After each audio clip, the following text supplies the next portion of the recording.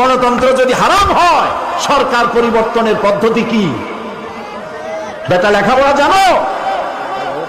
কিভাবে সরকার পতন হবে, কিভাবে আরেক সরকার আসবে, সরকারে যাব কেমনে, সরকার পরিবর্তনের সরকারে যাওয়ার পদ্ধতি কি যদি গণতন্ত্র হারাম হয়?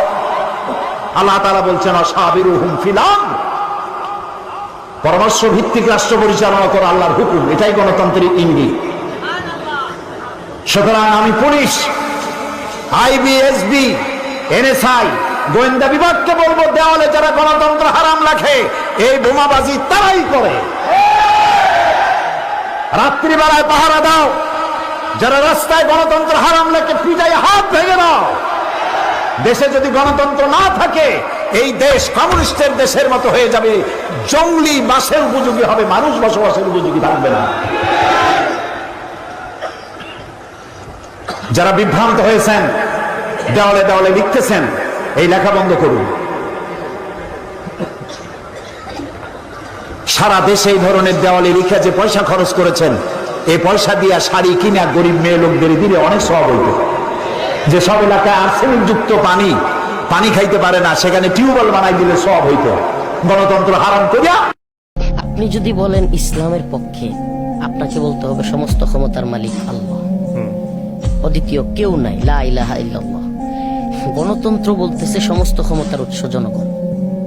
প্রথমেই দুইটার মধ্যে পার্থক্য হইল কিনা? গণতন্ত্র বলতেছে জনগণ চাইলে যে কোনো আইন প্রণয়ন করতে পারে, কিন্তু কোরআন বলতেছে ওমাল্লাম ইয়াহকুম বিমা আনজালাল্লাহ ফাউলাইকা হুমুল কাফিরুন। আল্লাহর আইন বাদ দিয়ে কেউ আইন প্রণয়ন করতে চাইলে, আল্লাহর আইন বাদ দিয়ে বিচার ফাইসালা করতে চাইলে, ওমাল্লাম ইয়াহকুম বিমা আনজালাল্লাহ ফাউলাইকা হুমুজ জালিমুন ফাউলাইকা হুমুল কাফিরুন ফাউলাইকা হুমুল ফাসিকুন, সে হবে ফাসিক, জালেম, কাফের। তো আপনার গণতন্ত্র বলতেছে সমস্ত ক্ষমতার মালিক জনগণ, জনগণ রায় দিলে যে কোনো আইন প্রণয়ন করতে পারবে। ইসলাম বলতেছে না, ইসলামের আইন জনগণের রায়ের উপরে না, আল্লাহর রায়ের উপরে।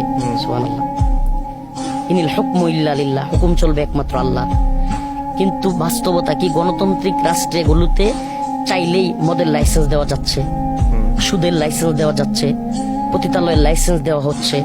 এটা শুধু আমি কোনো এক সরকার, আওয়ামী লীগ সরকারকে বলবো না, বিএনপির সময়ও ছিল, সকল সরকারের সময় ছিল, বিএনপির সাথে যখন জামাত মিলে সরকার ছিল তখনও ছিল। তো এই যে কাজগুলো, এগুলো তো হারাম। তো আপনারা তো তখনও বিএনপির সাথে জোট সরকারে আইসা ওগুলোর একটাও বন্ধ করতে পারেন নাই। আমি আজকে এখানে অন রেকর্ড বলে গেলাম, কিয়ামত পর্যন্ত গণতন্ত্রের মাধ্যমে পৃথিবীতে কোথাও ইসলামী শাসন প্রতিষ্ঠিত হবে না, কিয়ামত পর্যন্ত প্রতিষ্ঠিত হবে। কারণ এটা পদ্ধতি নাই, আপনি এই পদ্ধতি কেমনে প্রতিষ্ঠা করবেন? আপনি যে সিস্টেমের মধ্যে একটা বিল্ট ইন ডিফেক্ট আছে, সেটা যে আপনি কিভাবে দিন কায়েম করবেন, এটা তো পদ্ধতি না, এর মধ্যে ডিফেক্ট আছে।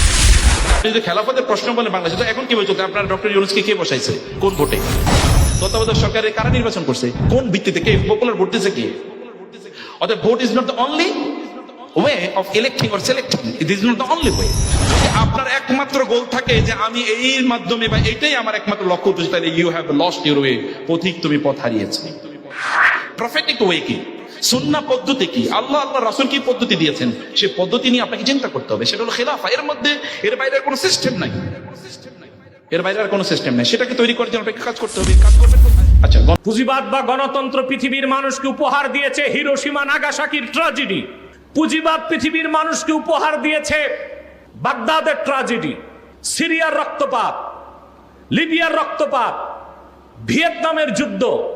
পুঁজিবাদ উপহার দিয়েছে ফিলিস্তিনে 50 বছরের অধিককাল যাবত নিরস্ত্র মুসলমানদেরকে হত্যা করার বৈধতা দিয়েছে পুঁজিবাদ।